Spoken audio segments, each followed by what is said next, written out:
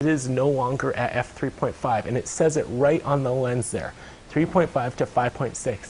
So if you guys haven't looked at your lens before, look at the front side of that lens there, and then just tell me what it says there as far as your f-stop goes. 3.5 to 5.6. Okay, so that means when you're wide open, it's 3.5, but as soon as you start zooming, the maximum opening is 5.6. What is yours, Julian? 1.4. So it's 4 all the way through. So that means whether you zoom or not, it's going to be f4 as the maximum opening. Oh, well, I think it's 1/4 though. I think yours is actually an f4. I'm pretty certain about that. It end up decreasing the amount of light the closer you zoom, especially if you ever find someone with a point and shoot that says like 20 times. People are like, oh, look at my little camera. It can zoom into 20 times. What they don't know is that thing is now like an f7, and it can hardly get any light, and it's going to not look very nice when they zoom in. Your cameras, as soon as you zoom in, will actually still be collecting a lot of light. You can just put it down after. All right, if someone ever refers to a prime lens, these are fixed focal lengths. So 50 millimeters to 85 that you guys have. Typically, when they don't zoom, they can allow in a lot more light because they don't have to factor in, okay, when we zoom, we're going to do that. So I have a 24 and a 35 that allow in 1.4. So it actually, the fraction, think of 2.8 versus 1.4, you're actually letting in about 4 times more light. Just think about telescopes as well, if you guys into astronomy, that an 8-inch versus a 12-inch, it's not 50% bigger, it's like 100% bigger or so. Same with the aperture. So if someone ever refers to a prime lens, they're referring to something that you can't zoom, that you have to zoom with your legs. You have to walk closer. Yeah. Something about aperture. As much as we're talking about how much light collection it comes in, it also affects your depth of field. Larger apertures have a narrow window of focus, meaning when you have that small number, f3.5 say versus f5.6, at 3.5 you are going to have a much narrower band of what's in focus. And I'll show you that. So a couple things. So it helps create a more professional appearing photo because your eyes go straight towards her. They're not like everything in the background is blurred. So the more you blur the background, the more professional often it can look. And then most of the point and shoot cameras don't have a good enough f-stop to blur that background. So all your cameras are able to do that. However, because it's such a narrow band, if you get 2 people or 2 objects that are separated, all of a sudden the person in the back starts getting blurred. If you shoot at too low of a number, too wide open. This is also the same as if you're shooting at nighttime. If you're trying to shoot the northern lights with the barn in front of it. If you are too closed down, as far as if you have a big open aperture, the barn might be in focus, but the northern lights might not be, or the stars might not be. Same thing as if you focus on the stars, the barn might not be. So as you open up close down your aperture, getting a bigger number, you'll be able to get everything in focus, all right?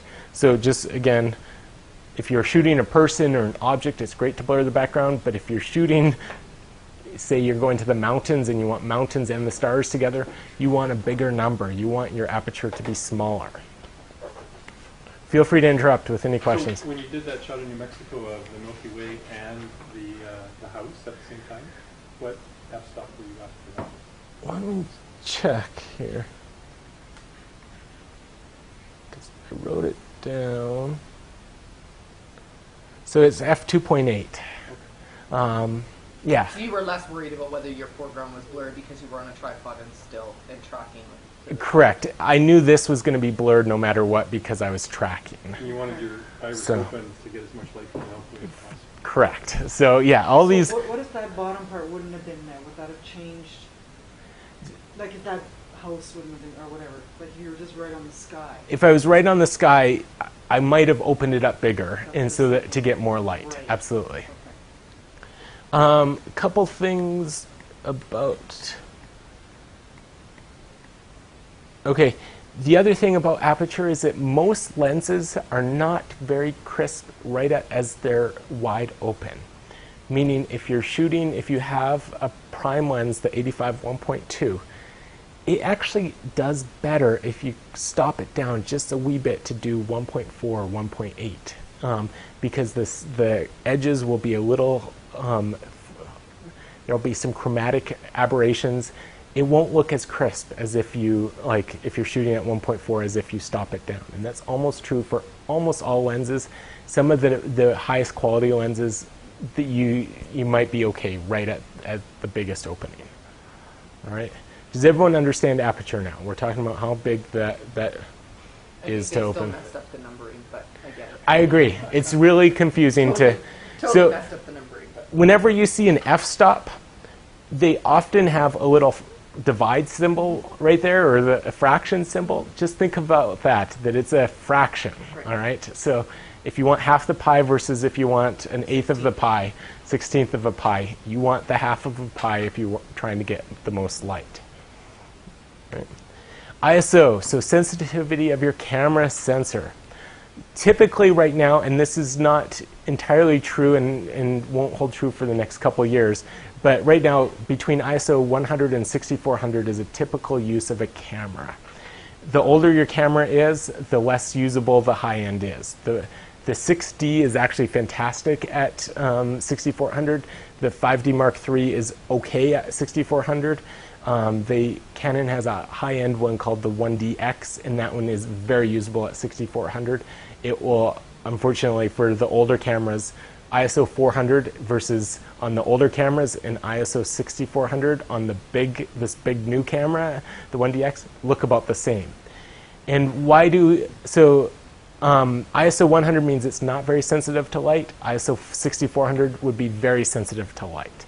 We'll keep going on this subject here. Why do we care about ISO?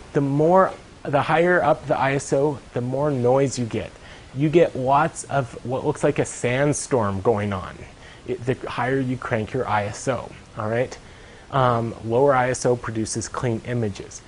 Once you have your shutter speed and your aperture set, you want to get the lowest ISO possible for that shot, all right? You don't want it to be super high just all the time.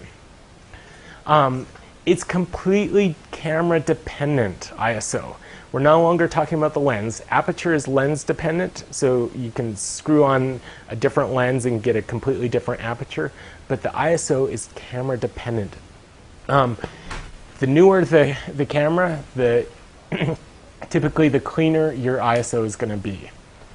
So even 5 years from now, when you buy the lowest end DSLR off the shelf, it's probably going to be just as clean as what you bought for thousands of dollars now. That's the thing about technology. It's like computers. Wait 5 years and the cheapest one will be better than the one 5 years ago, the high end. So do you know most of these cameras can extend your ISO to go super high. It can go to 25,000. Do not do that unless you are just trying to see what's crawling around in the dark when you can't see. All right, your photo will not be usable. You will not want to share it with anyone you want. You'll be like, there is a hummingbird, but no one will be like, okay, I kind of can see it, but it looks like it's in a sandstorm or a blizzard. All right. So, exposure summary here. We've got the three factors that are affecting your exposure. Your shutter speed. So I have darker on that side, brighter on this side. If it's a faster shutter speed, it's going to be darker, how much light it lets in. Slower, it will be brighter. On the aperture side, if it's closed down, f22 or so, it's going to let in very little light. If it's open, f1.2 or somewhere around there, going to let in a lot of light. ISO 100 is going to be very dark. 6400 will be wide open. So also what this means is that if you are specifically thinking about a photo, say we are going to take a picture of the Milky Way tonight, what we need is the most amount of light as possible without